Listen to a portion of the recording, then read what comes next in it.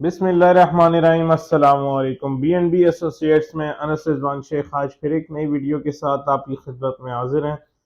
Basically जो आज हम जिस टॉपिक पे वीडियो बनाना चाह रहे हैं वो काफ़ी लोगों का क्वेश्चन होता है जब वो हमें कॉल करते हैं और हमारी उनके साथ बातचीत होती है, हम उनको अपनी सोसाइटीज़ के बारे में बताते हैं। तो उनका सबसे पहला सवाल होता है कि यहाँ पे रजिस्ट्री होगी, इंतकाल होगा या क्या, किस तरह ट्रांसफ़र होगी। आज आप लोगों को थोड़ा सा रजिस्ट्री, इंतकाल और सोसाइटी ट्रांसफ़र के बारे में थोड़ी सी इंफॉर्मेशन हम प्रोवाइड करेंगे। तो सबसे पहले हम चलते हैं रजिस्ट्री इंतकाल से।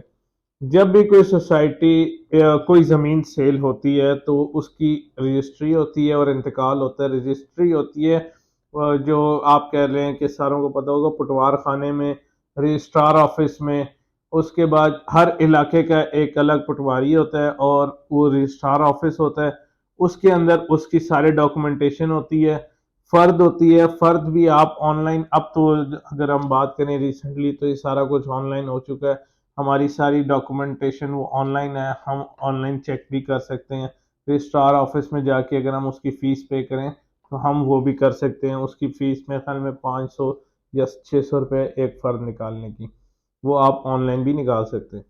तो बेसिकली जो इंतकाल होता है, इंतकाल एक ऐसी चीज़ है कि जिस तरह हम किसी पटवारी के पास जाते हैं और उसको वर्बली बताते हैं कि हमने ये इस प्रॉपर्टी सेल कर दी है, अब वो इनके नाम पे कर दो।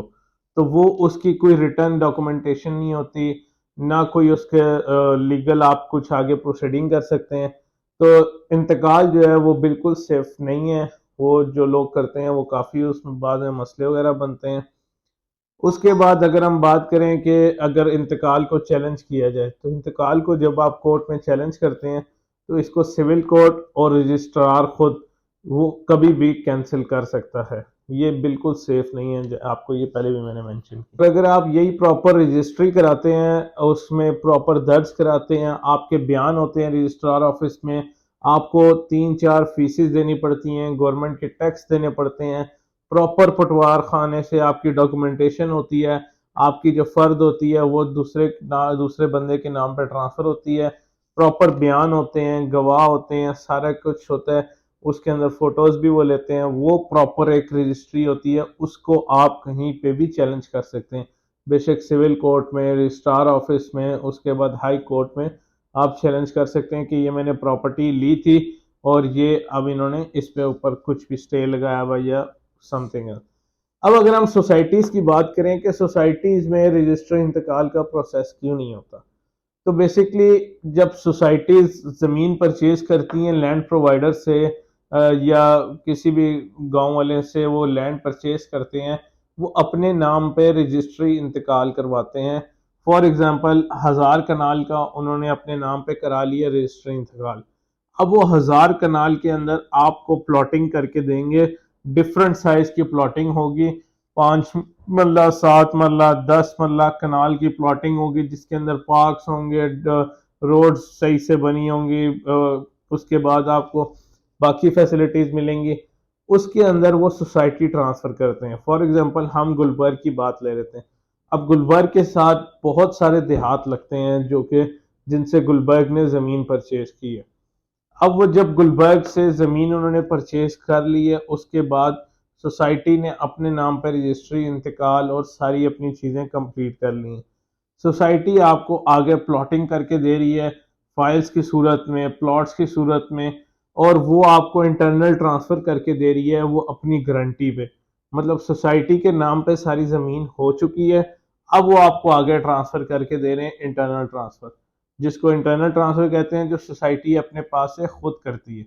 और वो उसका जो प्रॉपर रिकॉर्ड है वो एफबीआर के पास भी होता है, उसके बाद गवर्नमेंट के पास भी होता है। हर रिकॉर्ड के इतनी इनकी ट्रांसफ़र हो रही हैं, इतने इनके टैक्सेस आ रहे हैं, इतना रेवेन्यू जनरेट हो रहा है, वो हर चीज़।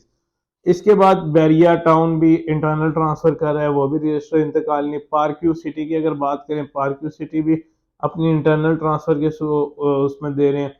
जो रजिस्ट्री इंतकाल है सिर्फ वो सोसाइटीज़ कर रही हैं जिनके पास एनओसी नहीं है या वो अपनी इंटरनल ट्रांसफ़र नहीं कर पा रहे, जिनको अलाउ नहीं है उनकी इंटरनल ट्रांसफ़र करना, तो वो आपको रजिस्ट्री और इंतकाल करवा के देते हैं अपनी सोसाइटी में। जैसे काफ़ी सारी सोसाइटीज़ हैं, मैं उनका बेसिकली नाम नहीं लेता, वो सोसाइटी आप वहाँ पे प्लॉट परचेज करेंगे, वो आपको उस पर रजिस्ट्री और इंतकाल करा के देंगे, क्योंकि उनकी एनओसी अभी या तो क्लियर नहीं होती या उनको गवर्नमेंट अलाउ नहीं करती कि सीडीए जैसे सीडीए अलाउ नहीं करता कि आप यहाँ पे इंटरनल ट्रांसफ़र कर सकते हैं।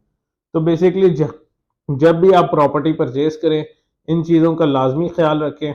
और अगर आप रजिस्ट्री इंतकाल वाली प्रॉपर्टी को परचेज कर रहे हैं तो इंतकाल के ऊपर ना छोड़ें, उसको प्रॉपर रजिस्ट्री भी कराएं, इंतकाल भी कराएं, उसको रजिस्ट्रार ऑफिस में रजिस्टर भी कराएं और उसको चेक दोबारा लाजमी कराएं कि ये मेरे नाम पे प्रॉपर्टी ट्रांसफ़र हो चुकी है या नहीं हो चुकी।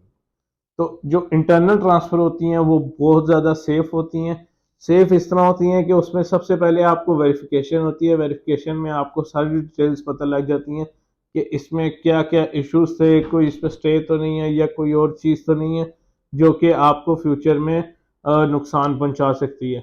रजिस्ट्री इंतकाल में काफ़ी ज़्यादा ऐसे मसले आते हैं क्योंकि अक्सर पटवारी लैंड प्रोवाइडर के साथ मिले होते हैं, वो नहीं बताते कि क्या लैंड क्लियर है या क्या है, वो सिर्फ आपके बयान शयान ले लेते हैं उस टाइम और सारा आपको ट्रांसफ़र कर देते हैं।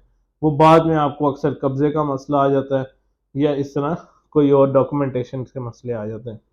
वीडियो अच्छी लगे तो लाइक करें, शेयर करें और हमें कमेंट्स में बताया करें कि हम किस चीज़ पे नेक्स्ट वीडियो बनाएं और आपको ऐसी मज़ीद डिटेल्स प्रोवाइड करते रहा करें ताकि जब भी आप कोई भी प्रॉपर्टी परचेज़ करें तो उसमें आपको कोई भी मसला ना आए। थैंक यू, अपना ख्याल रखिएगा। अल्लाह हाफ़िज़।